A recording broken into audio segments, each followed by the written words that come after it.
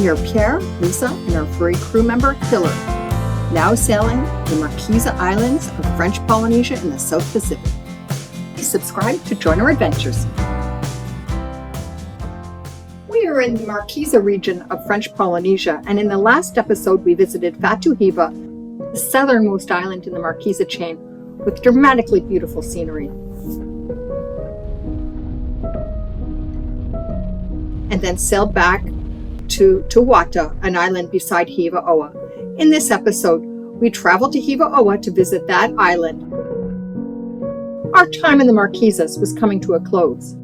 We had planned to meet friends in Nukuhiva, but called them up and asked if they could go to Fakarava instead, which is in the Tuamotus. We were anxious about the weather because it wasn't optimal for doing all that traveling. And also, our water maker had been acting up, and we really needed to get it repaired before we would leave French Polynesia, and that meant a return to Papeete, where we might need to get parts shipped in. So in this video, you'll see our final tours of Hiva Oa, and then back to Wata to say goodbye to our friends on Jamala, who we've been meeting up with in various areas of French Polynesia. All this before we left to go back and return to Fakarava in the Tuamotus. We anchored outside the breakwater at the port because we were worried that the supply ship was going to show up. That would mean moving the boat, and there are not very many good places to anchor in Hiva Oa. We didn't know what day the supply ship was going to come in, so we decided to anchor outside the breakwater. It turns out that was a good decision, because guess what? It's like 7 o'clock at night, it's dark, and the supply ship is there waiting, and all the boats now are leaving the harbor and they have to anchor in the dark. And there's a lot of swell. We have the best spot. We're just putting some lights out to make sure that nobody comes too close to us. So Hiva Oa, I heard today that they're going to put in some moorings. That'll be great, because right now it's not a great situation what happens when the supply ship comes in. So what you're seeing there is the anchor light from a sailboat trying to anchor, and the supply ship light's just behind it. We have a solar light, and Pierre's putting it up on the bow to make sure that we are well seen. If you follow the Great Circle videos, you know that they got hit at an anchorage. They got hit by a ferry. And this one's been going for a couple days now, but Pierre wanted to put it up a little higher. I had it down low. We got Tiller Girl assessing the situation. Right? There are 2 more boats coming out from the harbor.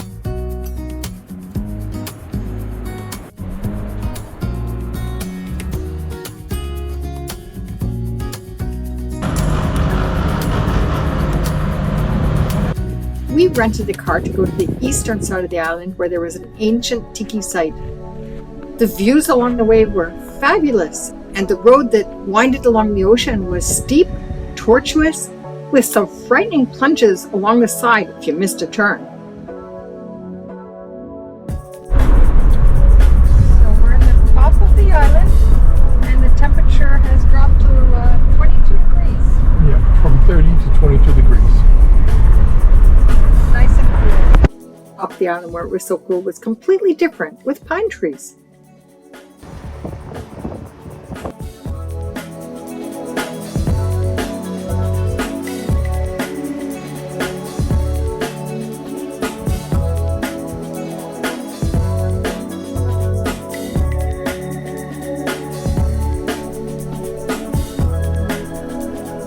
As we reached the windward side of the island, the landscape was totally changed.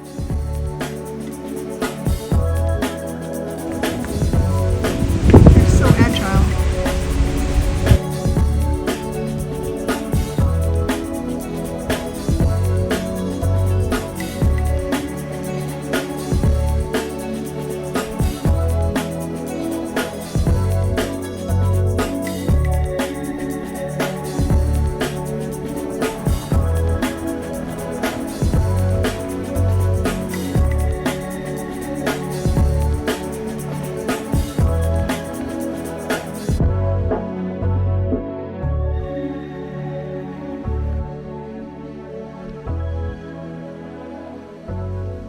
Finally, we reached the village with the ancient tikis. We've just arrived at the site of the tiki. It took us maybe 2 hours. The road's very beautiful and rugged and very steep with cliffs on each side.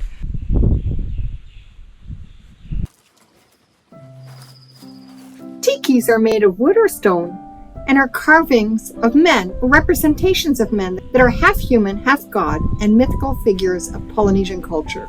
They are rather stocky in size. The legs are often bent and arms are folded on the front with hands resting on the stomach.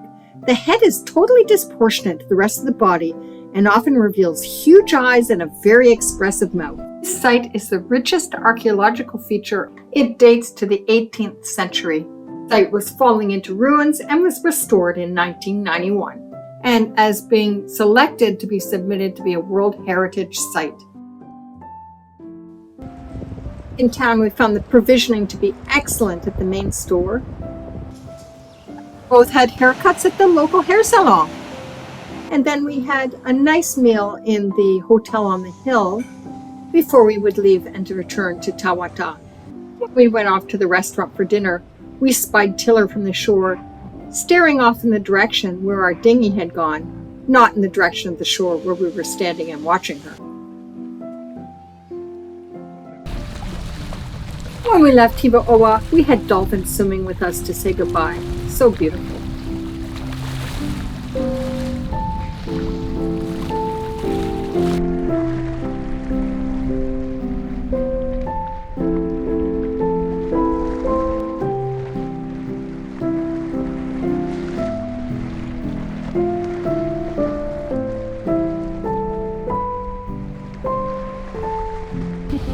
As we sailed towards Tawata, surprise! Adrian, who runs the kite school in Fakarava, came by on his wingboard. He was on a little vacation in the Marquesas because it's a low season for boats in Fakarava.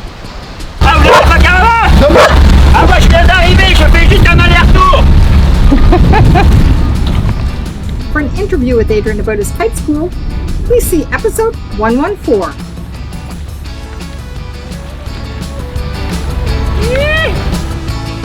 Adrian makes Wing look so easy.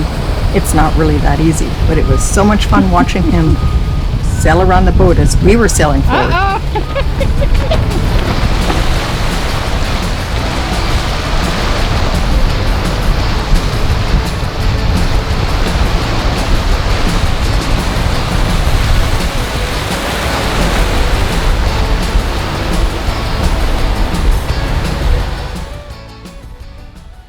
We sailed to the anchorage in town in Tawata where our friends at Jamala were anchored. We hadn't seen them since the Tuamotus. They sail on an Emil Super Maramu. Here we are. We have just had a beautiful dinner on Jamala with Maria and Alan. And I thought it'd be fun for them to tell us about their cruising, because they've been cruising for how many years now? For almost 6 years. This will be 6 years this cruising. year. They told us the full story of their circumnavigation so far, and if you want to hear that full story, stay to the end. It's there as extra content. We really would have liked to have stayed longer in the Marquesas, but we had friends flying in and we had asked them to fly into Fakarava, so we needed to get going so we could be there before their plane arrived.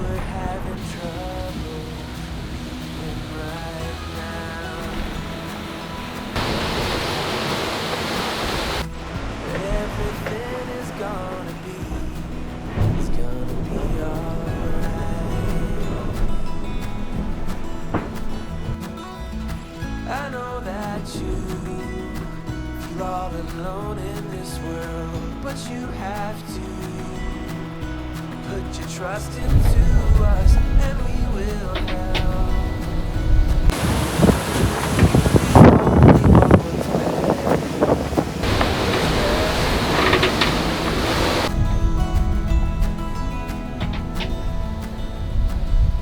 Sometimes we're going very fast, like frightening fast, because our average speed, I don't know, is like 12, 14, 15, and then sometimes we're zipping down those waves at like 16, 18. I don't like going that fast.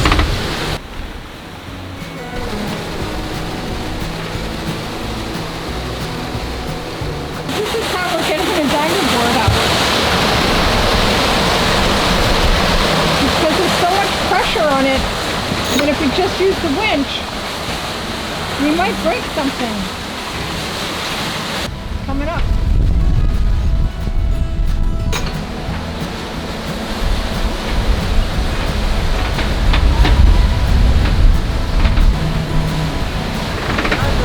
I'm happier.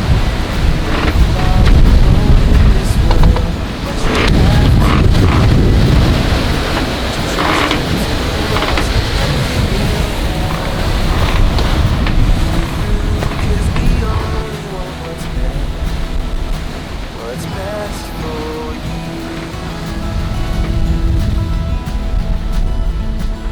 For you. What's best for you?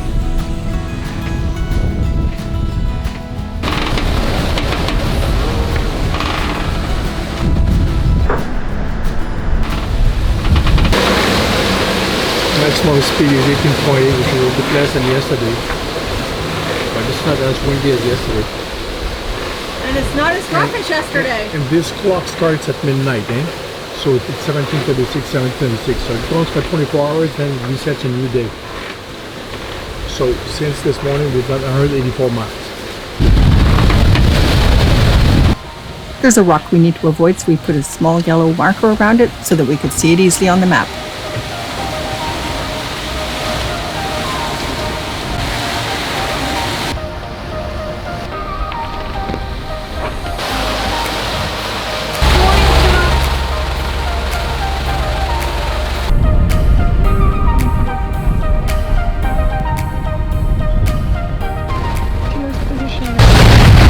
So we're just arriving in Fakarava, 2 nights at sea, and it's the afternoon. Always good to arrive.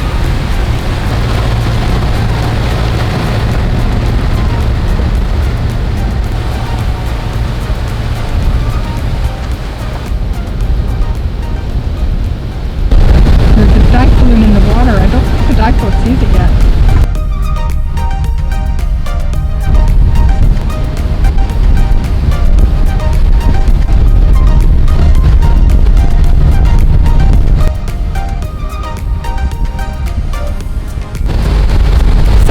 Binoculars out to make sure nobody was waving at us that they needed us to go over. We're watching, and now finally the dive boat is over there coming towards them. So they were in water a long time. He's still not there to them, but we're keeping an eye on the situation. He's almost there now.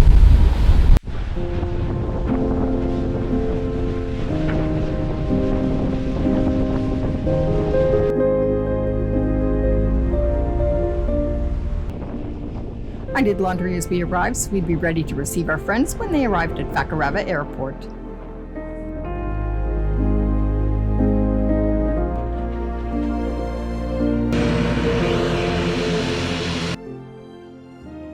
In the next video, we spent some time in Fakarava before sailing to Tahiti. Let's stay to the end to listen to our friends from Jamala talk about their cruising lifestyle.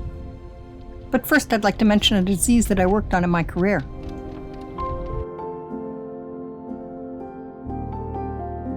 For those of you who watch our channel, you know where I'm helping the Alliance to Cure raise awareness for cerebral cavernous malformation. The surprising thing is if you go and look at the link in the comments below or on our website that links to the site the foundation set up for support via Bitrack Sailing, the donations are kind of large. I'm not looking for large amounts of money. Amounts of $1, $5, $10 can make an amazing difference. We're making these videos just to share an enjoyment of our sailing adventures with you. But if you want to support, just a small amount would help. We'd really appreciate it.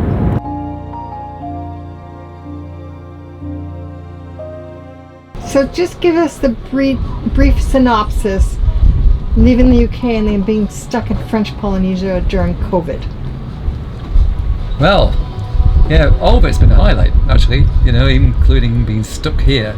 In fact, where we are right now is where we were actually stuck during the lockdown. Exact Over anchorage, here. that's what you said. Yeah, it's the Exact same spot. anchorage in Vaiasu and Tuata, and we were here for 4 weeks in enforced lockdown, and then we chose to stay another 4 weeks after that because we enjoyed the place so much. And we had now any opportunity to see inside of the island, and we took advantage of, after being released, to explore the inside of it, and it was stunning. It's an absolutely stunning place. So going back to when we left England, so we left in May 2017, and I'd never done any night sailing or taken any watches. I was a total incompetent sailor. I was. I'd done my competent crew, I'd done my day skipper courses, but I still didn't feel as if I was like confident enough to certainly sail off. But that was it was happening, and so we got on the boat and went. So this is the quick version, so we went from Gosport in England to France, to Spain, to Portugal, Morocco, to the Canary Islands, and from there we picked up went in a rally, and we went to Cape Verde and stayed there for a little while and sailed around Cape Verde, and then after that we went from there to Barbados, and that took 16 days. Wow, 16 days, that's pretty fast. Yeah, and we had a wonderful sail, and after 4 days I was no longer seasick, and we had a great time, didn't we? We did. We went wing on wing and just got to Barbados. In fact, we had to try and slow down when we got there so we didn't arrive at night time. And then after that we cruised around the Caribbean, up to the States after that. And before that to Bermuda. Oh, we went to Bermuda, didn't we? Oh yeah, You forget it. So what was it like being in French Polynesia during lockdown? No, for us it was great. Here there was only one other boat with us, and the other boat had 2 doctors on board. So if anything went really bad, we could rush over to them.